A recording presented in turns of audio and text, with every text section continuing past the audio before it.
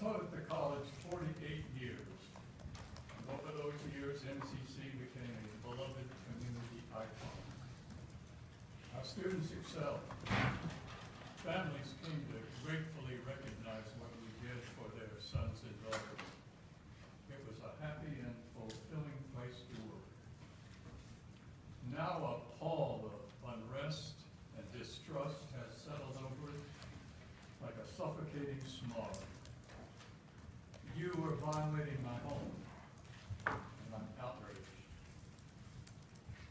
Many knowledgeable and experienced members of our community have warned you that by your decision to eliminate continuing contract for future faculty, you were doing serious harm.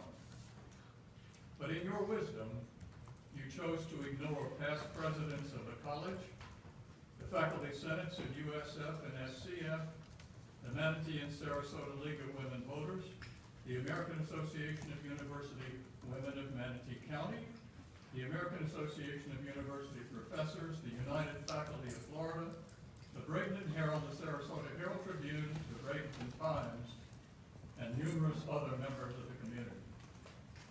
It appears that you missed the part in the Code of Ethics established by the Florida Department of Education. The part that reads, I pledge to consider the viewpoint of citizens, organizations, and businesses in the district with respect to establishing policy on current college operations and proposed future developments. I know that you missed this next part. I pledge to resist every temptation and outside pressure to use my position to benefit myself or any other individual or agency apart from the total interest of the community college district. Trustees should not represent special interests, speak or vote for political purposes, have hidden agendas. They should not say or do anything that is not in the best interest of the college and community, end quote. So I'm here tonight not to persuade or to cajole, but to denounce your action as self-serving, unethical, and by extension, because of your reckless disregard for the likely harm that you're causing to individuals and families, immoral. I prepared a brief detailing those charges and others with supporting arguments and evidence that I will email to each of you tonight. I've also brought a number of copies for anyone in the audience that wants one. I don't believe that in the long run, your 30 pieces of silver will be worth the contempt and disgust at your betrayal of the community that many of us feel for you tonight. Your name and all state your address, please, and come down to the floor. May I remain here because I have heavy things to carry? I'll speak loudly enough. My name is Elizabeth Smith. My address is 700 Coquina Court, Nokomis. Whether or not Trustee Robertson was misquoted, the idea is now out there in the public that teachers are not as accountable as other employees to their employers. And I want to refute that tonight. As I've said in the past, I've been here at the college for 25 years. I do have continuing contract. Here is my accountability for earning continuing contract. Every year before and since then, I have to document my activities, and here is my accountability that I use in my yearly evaluation to prove that I am not slacking, I am still working, and I am pursuing excellence. If I go even further and further my education or have an achievement like publishing, then here's what that documentation and that evidence of accountability looks like. So tonight, I just need for everyone to recognize that it is not the truth that we are not accountable to our supervisors. It is not the truth that we have a job for life. It is not the truth that we can just slack after getting a continuing contract, nor is it the truth that this new policy is being passed to offer everyone due process, because that certainly could be achieved without touching continuing contract. And if your code of ethics is what many of you claim it to be publicly, truth is your highest calling. So I have to wonder, what are you doing?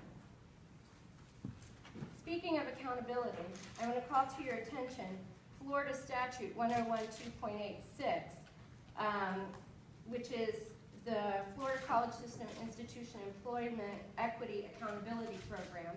And I just want to read to you 3 lines from that statute. And I know, if your mind is going, I know what your arguments are, but in 3 minutes I can't refute them, so I'll keep this brief. But here's the beginning of the statute. Each Florida college system institution shall include in its annual equity update a plan for increasing the representation of women and minorities in senior level administrative positions and in full-time faculty positions, and for increasing the representation of women and minorities who have attained continuing contract status.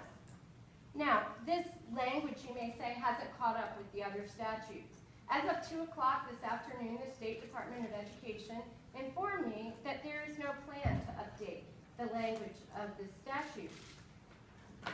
Who knows, maybe we can make that annual report and just leave that category out.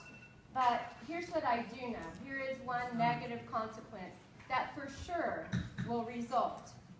At the end of the 2014, please, one moment. At the end of the 2014 state report, it said, noteworthy, State College of Florida exceeded benchmarks. We do have other speakers. Okay, but we will no longer be noteworthy. My name is Del Jacobs, 7848 Saddle Creek Trail, Sarasota, Florida. I would like to thank the Board of Trustees for unifying the SCF faculty at this time. In my 25 years at the college, I've never seen a group of people, my colleagues, and in addition, students and community stakeholders, come together, recognize, and vocalize their awareness and opposition to the political cronyism that has infected this process of oversight. There's nothing wrong or unworkable about the continuing contract system that is in place at State College. This is a move all about politics, probably less than business. It is about gaining points with power brokers. If you want to look at eliminating continuing contract, it is not good business practice. It will instigate rapid turnover in the workplace and a more fragile foundation at a college that should be serving the sons and daughters of Manatee and Sarasota counties, as it has for nearly 60 years. Don't muck with it. At SCF, we extend from the proud tradition of Thomas Jefferson, who almost 200 years ago advanced public education at the University of Virginia. The private model of education, with its for-profit notions and pay-for-play hires, has a place, but not at SCF. The argument's been going on since Reagan in the 80s, when he said that government is not the solution, it's the problem. There's been this cultural shift. You know your history, since New Deal, New Frontier, Great Society, politics, that the private sector does things better. It's just not true in all cases. I know that's hard for many of you people to accept. We have to understand that there are some things that the private sector does that are good, and some things that the public sector does well. And in the end, institutions need to be run by intelligent people who are dedicated to a larger good. In your hearts, trustees, reflect and ask yourselves, what is your larger good? Thank you.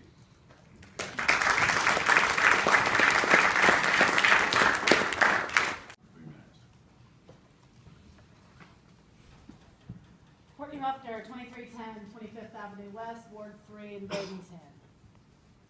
I've been asked to speak as the president of the State College of Florida American Association of University Professors. I've refrained thus far mainly because I realize that speaking to a committee of appointees rather than an elected body is futile. However, I need to voice my concerns and go on record as having noted that our college and our system of education is on its way to destruction. It's no secret that education in the state of Florida has traditionally been a topic of parity, as tests have been integrated to eliminate creative and critical freedom of thought within the walls of our institutions. Furthermore, the system of higher education has been a disappointment, continuing with the dissolution of the Board of Regents back in '01. The dismantling of a seemingly working structure to be replaced by bought and paid for governor appointees is only lost on those who are not familiar with the politics of political states like Illinois and Pennsylvania. We might as well refer to Manatee County as the little Chicago it has come to resemble. I say these things not only because I am a professor and feel that our governor and by his appointment this board are massacring my home, but also because I care as a parent and as someone who has been fully entrenched in academia for most of her life. By the time my son is old enough to attend college, we won't even recognize the institution as a collegiate body. I'm a just person, and it is because I feel so strongly about the need for a traditional institution where students, our kids, some of your grandkids, become to learn the critical ways of thought and be able to exercise the creative factions of their identities, that I call this travesty of political maneuvering less than just, and simply put, an attack on our children's learning environments. And so, what is it that I want from this board? What do I expect? Honesty. Stop with the posturing and the pacifying, the step increase here, the workshops there, due process. The board is told what needs to happen from the governor. The board pushes the buttons down here. I request that the board own its decisions. I want them to stand behind their treachery with honest commentary. Manatee and Sarasota residents should know what the board's plans are for this college and its community. Thank you all, and welcome.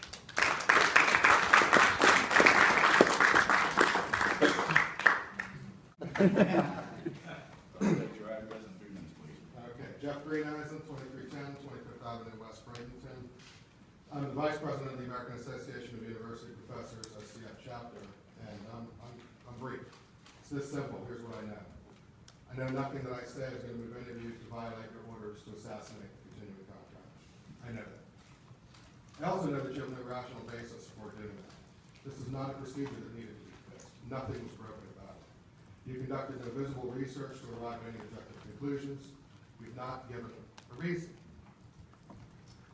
Any attempts to justify what you're doing have been weak and meritless.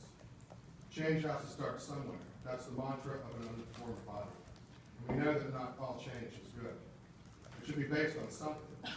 So you found a policy that's been working well, and you've been presented with evidence of its success over and over, including evidence where good teachers have been retained and bad teachers have been removed.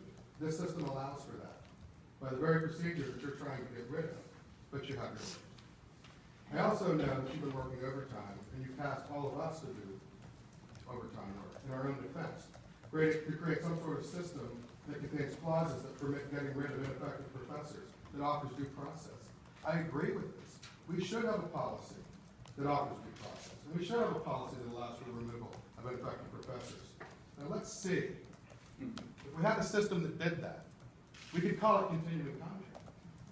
We have one in place. You're asking to rewrite something to make it to try to make it something that it is, but remove the protections. So I think that we already have something. We can save ourselves a lot of time and a lot of trouble.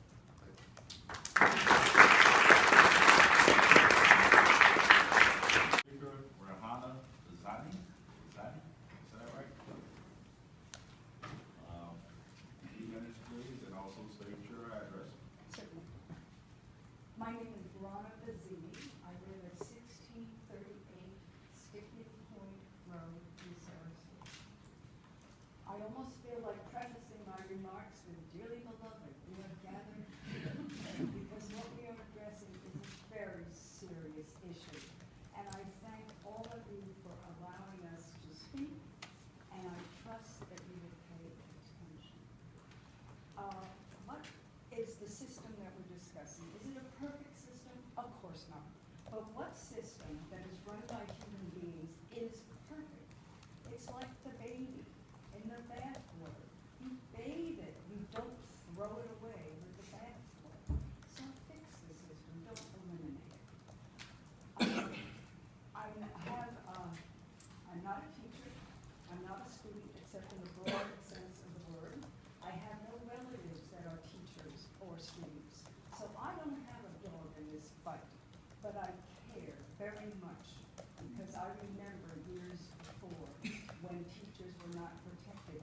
purpose of continuing contracts? What is the purpose of tenure? To protect academic freedom. Have we forgotten what that means? Would you like to be in a position where you were addressing someone in a college or a university where the purpose is to address controversial issues? The purpose is to talk about all the elephants in the room. But if you're worrying that a member of the administration or a member of the trustees board or a very important constituent is going to have the power for you to lose your job, how comfortable are you going to be? It's important. We must protect academic freedom. I don't have time to go into some of the historical issues, but there were professors, all of you can look it up and see people who were fired for absolutely ridiculous things. But I will end with a personal story. This goes back to the 1950s. Some of you are old enough to remember the House Un-Americans Activities Committee and all that was going on. My parents, we lived outside of New York City. My parents had a friend who was one of the favorite professors at CUNY, the City University of New York. Excellent, excellent institution. He was, he'd been there for years. Everybody loved him. He was a great teacher, but in his youth, he had belonged to the Communist Party. He lost his job. I remember him coming over telling my parents, "We're the only people that stuck by me." But that was because my parents were the only ones that weren't educators. All his other friends were so frightened that they couldn't even maintain a friendship. His fragile wife was so upset that even though they had a young child, she committed suicide. This is an important issue. Thank you.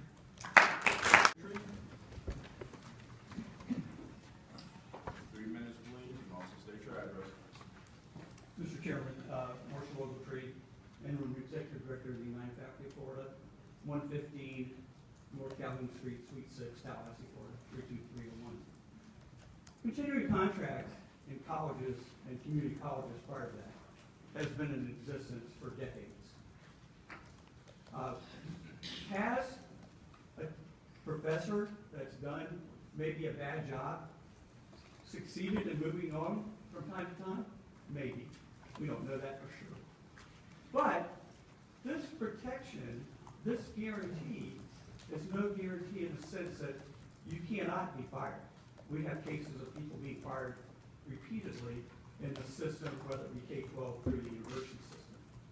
It is a protection for the person to be able to do their job and teach the young minds of this county and, well, Sarasota and Manatee County in this particular case, the skills that they need to go out in the real world. Those skills may be technical, mathematics, science. They may be in the area of civics instruction, or any highly technical field like health, nursing, and so forth that you have at this institution. The bottom line is they're providing education to their students with the knowledge that if they do a good job and they're evaluated annually, they're going to keep their job. Your president and other people, past presidents, have spoken to this body, this is my third meeting, and said, this is an important thing to keep in this college. Let's not change things because it's a competitive issue. I want to commend the brave men and women that have spoke here tonight. It takes a lot of courage to look at your employer face to face and say, are members of your community, and say, you're wrong, Board of Trustees, you're wrong. But in fact, you are indeed wrong. I hope you sense the community spirit that's here this evening and that's been publicized repeatedly in the several months I've been following this issue. And take a good look and say, all right, am I doing the right thing in my previous vote? I think the answer is clearly no.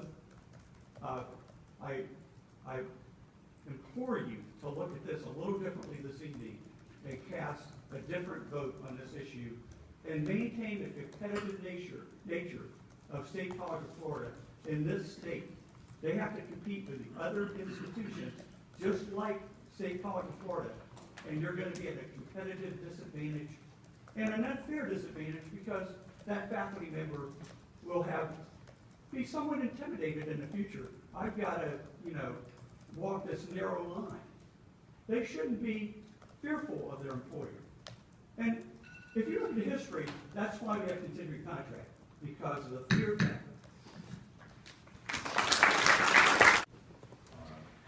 Second floor, 3 minutes, and also state your address. My name is Elizabeth Herbeck. I live at 5269 Benjamin Lane, Sarasota, Florida. Good evening. I'm a student at State College of Florida.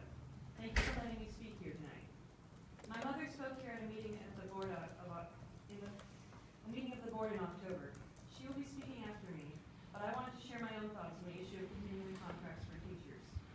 I would like answers to the same questions my mother asked the board when she spoke here. At the same time, I have handouts of the questions for the board members.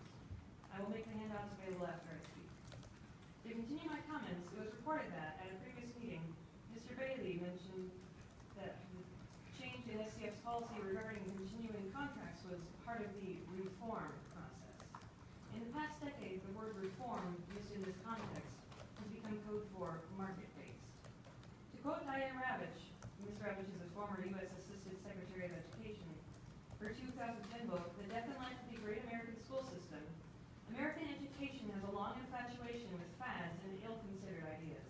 The current obsession with making our schools work like a business may be the worst of them, for it threatens to destroy public education. Who will stand up to the politicians and tycoons and tell them so? I will. I care about my school, and I don't want it turned into a for-profit business. I believe education is a lifelong process, not a product.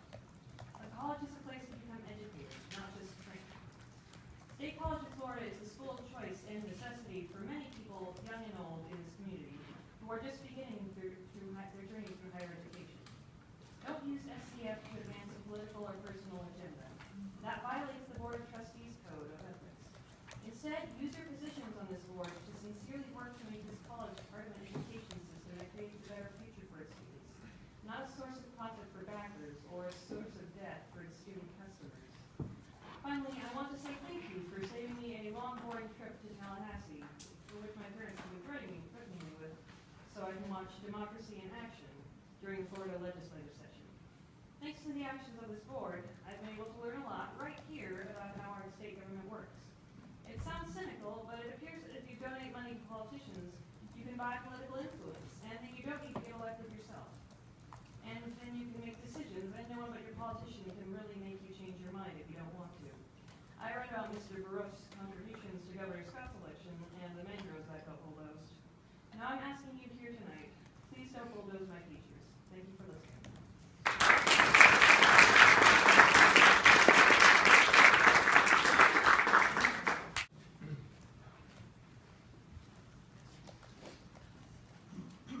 My name's Christine Herwig. I've spoken to you before.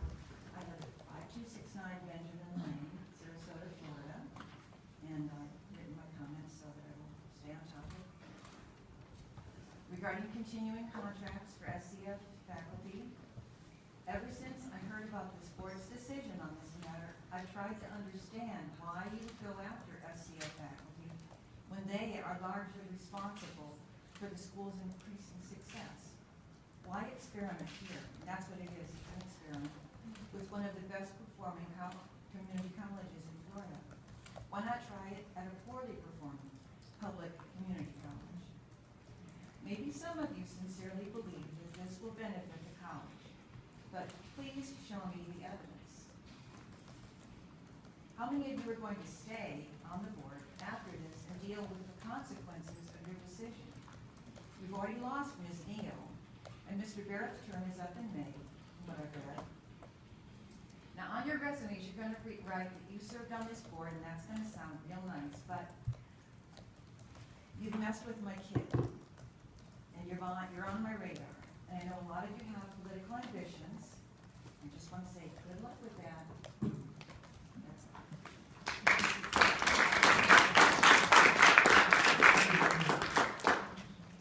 Philip Travis, your address and like before, 3 minutes, please. It'll be kind of brief. My name is Phil Trappis. I teach history here at State College of Florida, 8455 Coral Way. And I think I might be the last speaker. And if I am, it's kind of fitting because of all the people that spoke here, I'm the newest person to come here. And I just wanted to use my experience as an example. I came here this fall. I moved from Pacific Northwest. I did my PhD out there, taught a visiting position, and I had an opportunity to take something like 6 different positions. You guys were one of the authors. And they were permanent positions. They were instructorship. Some of them were visiting positions. But I took this one because of the continuing contract aspect. I discussed this with the people when I was in my interview, and it was the thing that drove me to take this position. And so I would just use that as evidence that you do attract, and I don't know if I'm a great teacher or not, but you do attract people to come to your school who can, I think, contribute positively to the school by having a continuing contract. If you offer to simply an instructorship, you change the way the job appears to people, historians who want these positions. Make a continuing contract, then you might find someone like me who had 2 different offers to live somewhere much closer to my home and my family. My mom was 72 years old when I came here because it was a continuing contract. So I think it is going to disadvantage the school competitively by taking it away. Thank you.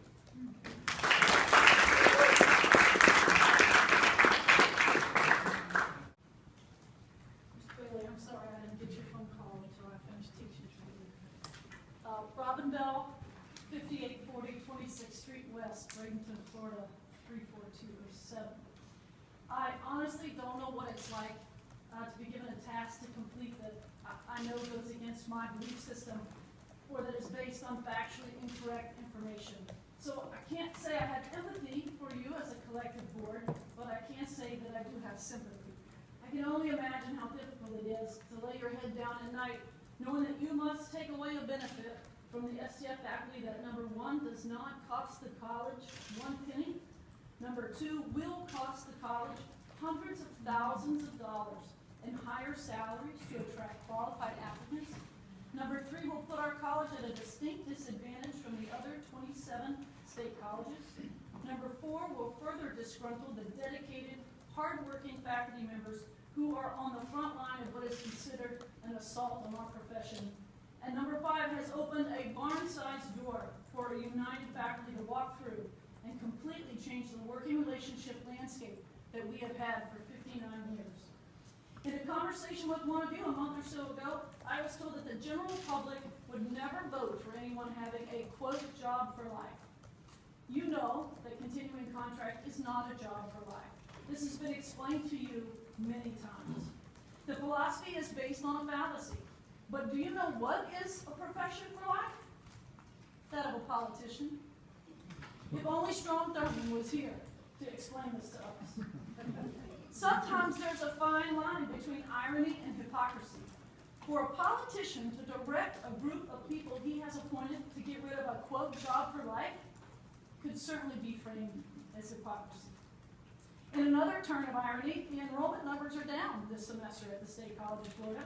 When a Board of Trustees sets benchmark goals and then enacts policies that adversely affect those goals, make sure you point the finger in the right direction and reflect on how your actions negatively affect the institution with which you've been entrusted. Tonight you have the opportunity to make a decision based on what you believe in, what you know to be right, and what would be best for this college as its Board of Trustees. I hope it's not an empty plea, but I ask that tonight that you vote your heart, mind, and intelligence, and not the uneducated, uninformed, and misinformed mission of someone else.